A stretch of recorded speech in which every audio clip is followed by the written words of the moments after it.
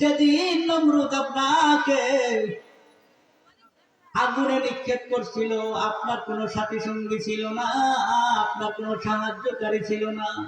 আপনি নমরুদের আগুনের মধ্যে 40 দিন ছিলেন। 40 দিন, ওই 40 দিন আল্লাহ তাআলা ফেরেশতাদেরকে হুকুম দিয়া এইখানে আপনার জন্য 16 কামরা বিশিষ্ট দোতলা একটা সাদা পাথরের বাড়ি বানিয়ে রাখছে। দুনিয়ার জমিনে আপনি কষ্ট করছেন, এই জন্য দুনিয়ার জমিনে আপনার জন্য এই বাড়ি। শুধু এই বাড়ি না, আপনাকে এই যে 5000 উট দিলাম, 7000 গরু দিলাম, 70,000 বেড়া ও বকরি দিলাম, এগুলো আপনার। আর আপনার দৃষ্টি সীমা পর্যন্ত যত জায়গা দেখা যায় এই জমিগুলো আপনার। এখানে আপনি বসবাস করবেন, চাষবাস করবেন। চাষবাস শুরু হইল, বসবাস শুরু হইল। কিন্তু আল্লাহর কুদরত, এখানে তারা বসবাস করতেছে। ইব্রাহিম আলাইহিস সালামের কোন সন্তানাদি হয় না, কোন সন্তান জন্মগ্রহণ করে না। তো একদিন হযরত সারা বিনয় বিনয় কান্দে আর বলে, স্বামী হে আমার, আমাদের বয়স তো শেষের দিকে হয়ে যাইতেছে, আল্লাহ তো আমাদেরকে একটি সন্তানও দিল না।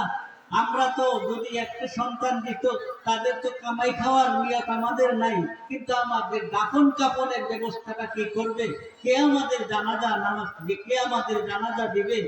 আমাদের একটা সন্তানের দরকার। সুতরাং আমার গর্বে যখন কোনো সন্তান আসলো না, আপনি আমাদের যে দাসী আছে হযরতে হাজেরা, তাকে বিবাহ করেন। যদি আল্লাহ একটা সন্তান দেয়, তো হাজেরাকে বিবাহ করলেন। বিবাহ করার পরে আল্লাহ তাআলার কুদরতে হযরত হাজেরা আলাইহিস সালামের ঘরে একটি সন্তান জন্মগ্রহণ করলো, যার নাম হযরতে ইসমাঈল আলাইহিস সালাম। ইসমাঈল আলাইহিস সালাম জন্মগ্রহণ করার পরে এবার হযরতে সারা তার হিংসা শুরু হইল। হিংসা এটা আল্লাহ তাআলার পক্ষ থেকে দেওয়া, কারণ সামনে বিশাল কিছু একটা নিয়ামত, বিশাল নিয়ামত সামনে বর্ষিত হবে। এই জন্য আল্লাহ তাআলা হযরত সারার অন্তরে হিংসা দিয়ে দিলেন। সেই হিংসাটা কি? যে আপনি হাজেরা এবং হাজেরার সন্তান ইসমাঈলকে নিয়ে আমাদের বাড়িতে রাখতে পারবেন।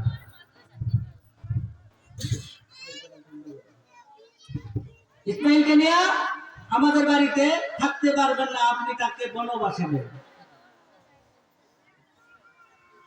ইসমাঈল আলাইহিস সালাম এর বয়স একেবারে অল্প, ছোট, একেবারে না মাসুম বাচ্চা। ইব্রাহিম আলাইহিস সালামের বয়স যখন 100 বছর, মতান্তরে 120 বছর, তখন একটি সন্তানের বাবা হইলেন মাত্র। এই সময় যদি বিবি বলে, এই সারা যদি বলে হাজেরার সন্তান নিয়ে আমার পাশে থাকতে পারবেন না, এটা তো অবশ্যই বিবিকে বাঁধবে, কারণ অনেক কষ্টের পরে, কান্নাকাটির পরে আল্লাহ তাআলা তাকে সন্তান দিয়েছেন। ইব্রাহিম আলাইহিস সালাম মনের কষ্টে বলতেছে, সারা তুমি এটা কি বলো? আমি যা বলছি এটাই সঠিক, আপনি থাকতে পারবেন না। এবার সারা ইব্রাহিম বলেন, আমি তো একজন নবী, আমি আল্লাহ তাআলার পরামর্শ ছাড়া কোনো কাজ করতে পারি না। তোমার কথায় আমি কোনো কাজ করতে পারি না। আমি আল্লাহর সাথে পরামর্শ করব। আমার আল্লাহ যদি কোনো ফয়সালা দেয়, সেই ফয়সালা অনুযায়ী আমি কাজ করব। এবার ইব্রাহিম আলাইহিস সালাম আল্লাহ তাআলার সাথে পরামর্শ শুরু করলেন। আল্লাহ তাআলাকে অনেক কষ্ট সাধনার পরে আপনি আমাকে একটি সন্তান দিলেন, কিন্তু এই সন্তান সহ বিবি হাজেরাকে বনবাস দেওয়ার জন্য সারা নির্দেশ দেয়। এখন আমি কি করব? আল্লাহ তাআলা জানাই দিলেন, ইব্রাহিম গো, এটা তো হযরতে সারার যে ফয়সালা, আমারও একই ফয়সালা। ইব্রাহিম আলাইহিস সালাম বলেন, কোথায় দেব বনবাস? আল্লাহ তাআলা জানাই দিলেন, সারা যেখানে চায় সেখানে তুমি বনবাসে দাও।